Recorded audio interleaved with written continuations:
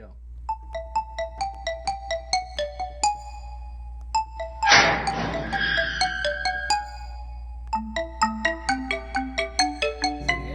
Sing it. Rainbows. No. Rainbows are better than people. Say it. No, it's... I love you in the competition. So it's just Dragon and Ranger. Da. Oh, she looks so cute, doesn't she? She looks like the sweetest girl in the world. Yes, she sure does. Well, good night, Clementine. Dad, I think you forgot that I have a few things that we need to talk about, you know? Did you know I learned about Stop the Bleed? I don't really quite know what Stop the Bleed is, Clementine. What is that? Oh, well, it's an organization that's all about, first aid is important and CPR is important. Yes, of course. Well, Stop the Bleed is all about using tourniquets. Oh, what's a tourniquet? I don't really know what a tourniquet is. Oh, a tourniquet is something you use where you, put it around your arm before something falls out, right? Like if you're bleeding or something. Yes, and so what we have to do is remember to always have a real tourniquet. Don't just use a belt or use a t-shirt, but use a real tourniquet. Oh, thank you. Alright, so just so everyone knows, this show is called Dragon Ranger Owl, and we have 5 bits of news every week, right? Yes, well, not every week, more like every month. Yes, every month. And one of them is not really true. It's from Clementine's imagination, and so you have to figure out which one it is. Oh, that's right, I remember. Well, here we go. Okay, so the first bit of news is actually all about puppets. One of the puppet stories is kind of a sad puppet story. So there's a project going on. It's called Project the Walk. Yes, and the ones that are making the walk are called Handspring Puppet Company, with the artistic direction from Amir Nizar Zuabi. The Handspring Puppet Company comes from South Africa. It's been around for over 40 years. Pretty cool. It's basically about how bad the Syrian refugee problem is. Oh, Syrian refugees. I don't think I know what that is. Oh, well, you see, there's been a war going on in Syria. It's been going on for quite a while. It's very complicated. There's many different people involved. It's Yes, and so anyway, there are many people who've left the country, right? Because it's so dangerous. They're kind of like in Afghanistan, what's happening. Yes, and so this project basically is to show how sad it is for the refugees. And they've made a puppet. It's a very, very big puppet going on a 5,000-mile journey. The puppet's name is Little Amal. Yes, and it's making people kind of angry because in countries like Greece, where it's going through, they think that it's going to cause more people to come in. Yeah, so it's a little controversial, and as you know at Little News Ears, we sometimes talk about controversial issues. Yes, but that's not the only puppet story you want to tell us, is it? No, another story is that Elke Schumann passed away. Oh, Elke Schumann, yes. So she helped found the Bread and Puppet Theater Company, right, in Vermont? Yes, with her husband Peter. It's all about making politically radical puppets. Clover, Vermont. Yes, and so I feel that, what they did and what they do at the Bread and Puppet Theater is a little bit like Little News Ears. Yes, I think so too. And finally, a bit of news about puppets in New York City. Last month, the Fringe Puppet Festival was there. Yes, I once saw the cabinet of Dr. Caligari in Brazil, or as they say, Brazil. Oh, yes, I heard about that, right? That was that Irish theater company in Rio de Janeiro. Rio, yes, I saw it there.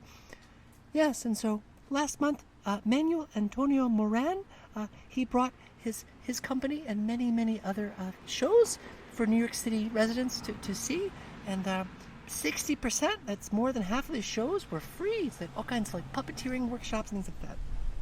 That's really cool. Okay, well, our next bit of news that's kind of sad. No, it's not. It's not kind of sad. It's very sad. I love Sudoku. Sudoku's one of my favorite things to do. Yes, well, okay, it's very sad. The man who was most credited for creating Sudoku. Wait a minute. what's Sudoku? Oh, Sudoku. It's sort of like a crossword puzzle, but it's using numbers. Like, you have to get all the numbers all the way right, all the digits 1 through 0 and stuff like that. You're really simplifying it. It's actually quite complicated. Yeah, so, a man named Maki Kaji just passed away. He was a university dropout. That means he started college, he started university, but he decided not to go. And this is true of some other famous people that, they dropped out of college, actually. Yes, and so he died in Tokyo. He started the Nikoli Puzzle Company. But the most interesting thing that we didn't know is that Maki Kaji, who's famous for, really creating the name Sudoku, he didn't actually invent Sudoku. Oh, no, that's right. It was a game called Number Place from 1984. Yes, and Sudoku means single numbers. Yes, and, no one really knows for sure where Sudoku originally comes from. Some say it's from the 18th century, from Leonhard Euler. He's a Swiss mathematician. All right, so our third story is all about something called hypebeasts.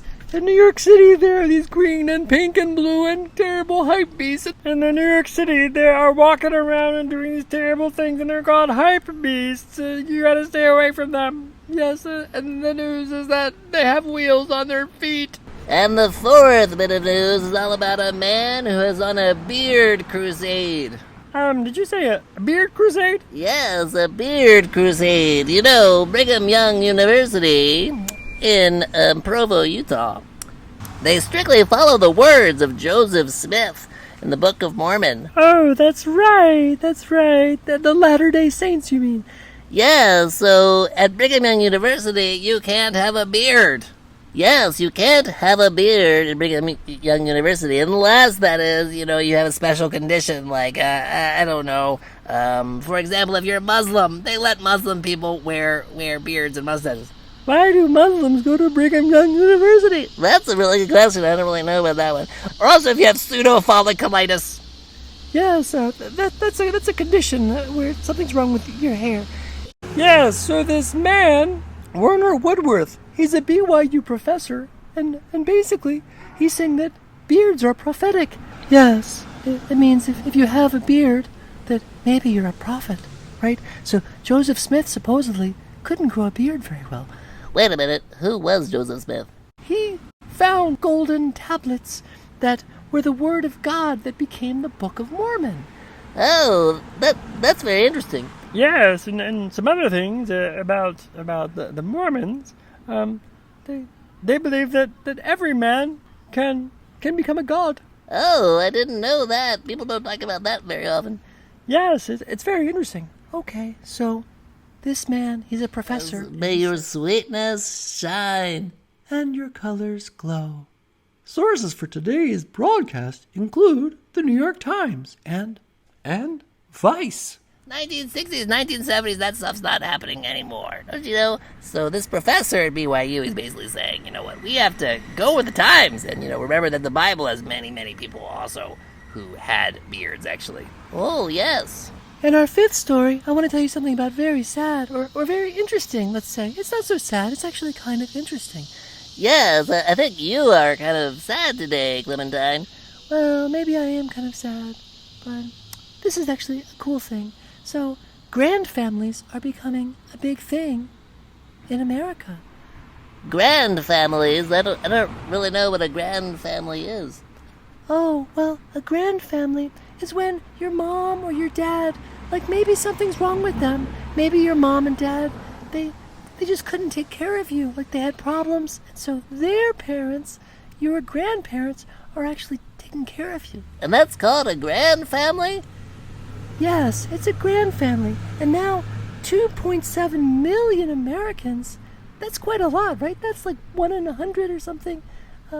They have grandparents that are raising them. And now there's some organizations like Generations United that help these families live. Yes, at this place called Bridge Meadows in North Portland, there are 9 townhouses, 27 apartments for these types of families. Yes, it seems like a really, really good thing for these kids. Yes. Okay, everybody, so you heard 5 stories and one of them was not true. Which one do you think is the one that is not true? Was it the story about the puppets? We talked all about the puppets. Was it about Maki Kaji? Was it about hype beasts? Was it about Warner Woodworth? Or was it about the grand families? Which one was it? That's right, you're too good for us. It was the one about hypebeast. That's actually a totally different story. So if you don't know this, let's say you want to combine a BMW with a Ferrari. You can do it now. What? Yeah, so these people, they're Palestinian-American brothers. They're called the Abushi brothers. And you can combine all kinds of cars together. They're doing it out of Queens. Kirby Gene Raymond, he's a big guy. Reebok and the label Pyre Moss or whatever that is. They're doing that type of thing. So if you got a lot of money, like, I don't know, maybe $135,000 or something, you want to put some cars together, you can do it. Thank you for listening to Dragon Ranger Owl. I hope I'm not so sad next week. And I hope that if I get the chance, I will use a tourniquet. Yes, I hope there's no reason to use a tourniquet, Clementine, but yes. Thanks for listening to Dragon Ranger Owl. I love you guys. Yes, we love you too. Sources for today's show include the New York Times. We are also on YouTube and major podcasting platforms.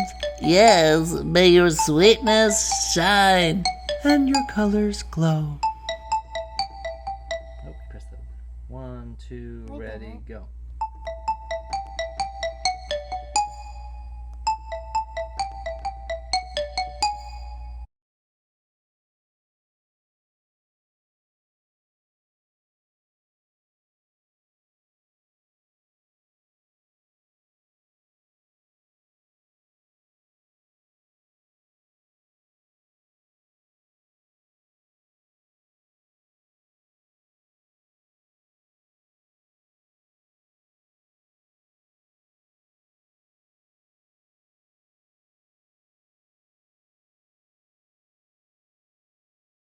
Yes, but sometimes that image is getting mixed up with racism.